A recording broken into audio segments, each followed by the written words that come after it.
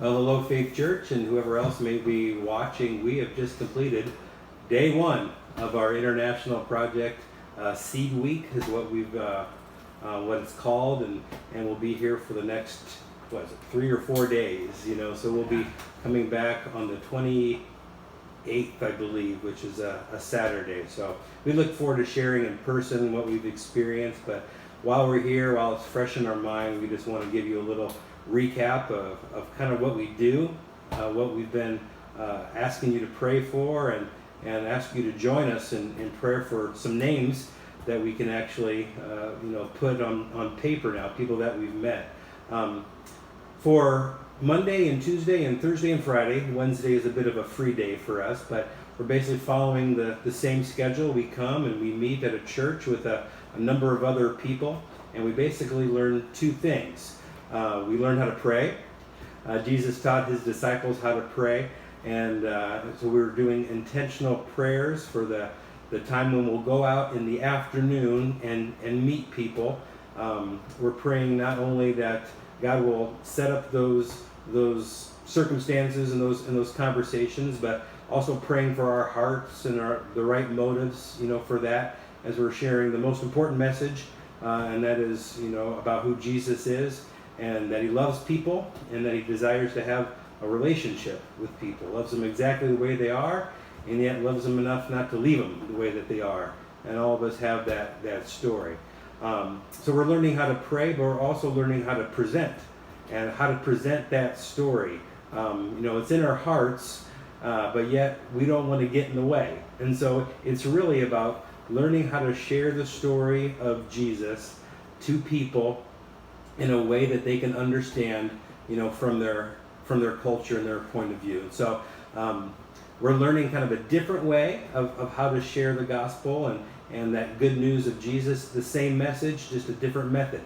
And we'll probably share more about that maybe in some later videos. And so when you're going to put it into practice in the afternoon, you really pay attention, in the morning. And so maybe we should do that on a Sunday sometime, right? So we really were intentional about our prayer and intentional about practicing our presentation. We went out and we had lunch, and then in the afternoon we were going to take some time and just meet people on the street, ask them if there's anything they could pray for them. And then right after that, really without even asking their permission, we show them a presentation of the gospel, and we ask them what do they think about that.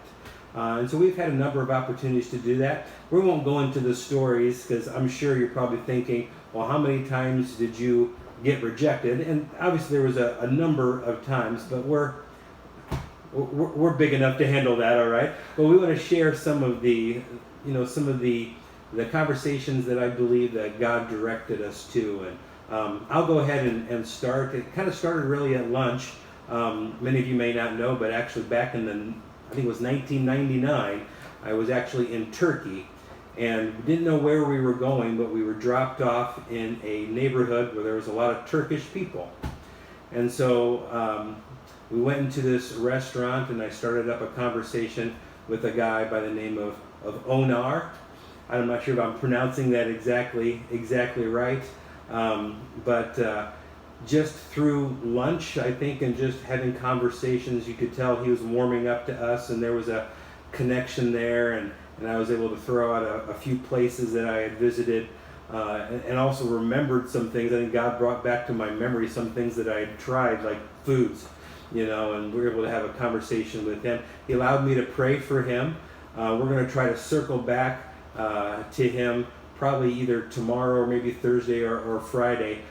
We were not probably in the environment he was working to get to share the story of Jesus with him. But he asked us how long we were going to be in New York. So he desires us to come back. And so we're going to go back and pray that he's open. He was definitely open to hearing, having a receptivity of who Jesus was. And he said that he was open and respectful to all religions, right? And so what does that mean? We didn't really have time to kind of, play that whole out, but we're going to circle back to him. So if you can keep Onar, the way he pronounced it, it's just like honor, but with an O. So keep him in your prayers that we'll have another opportunity, and we're going to make an opportunity to circle back to him. So also we kind of walked around, and DJ and I had another conversation, and I'll let him talk about that. Yeah, we had a conversation with a man named Gabriel. He was from the continent of Africa, and he had a connection with us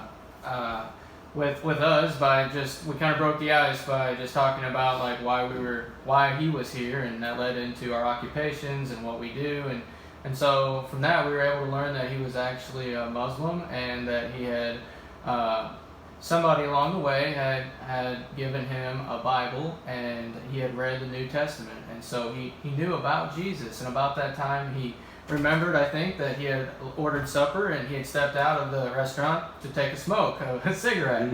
So he invites us in to continue talking with him as he shares his supper with us.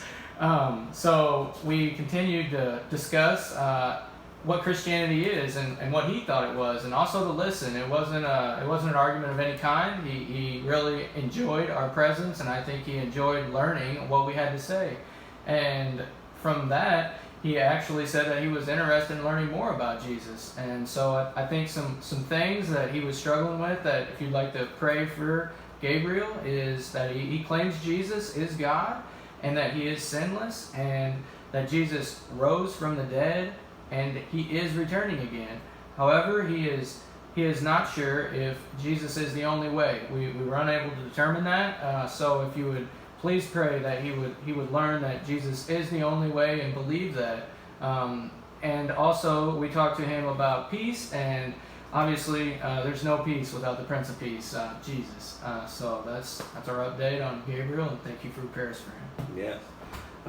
So DJ and I were able to go out together, kind of we're told to go out really by gender, and so Megan and Shannon went out as well, and they had a number of conversations, and Shannon even took one for the team. I'll let her tell a little bit about that. Go ahead, you guys can tag team this. So yes, we talk louder. We started off with a lot of rejections, and we were kind of feeling discouraged, and we were trying to think of a way to better approach people.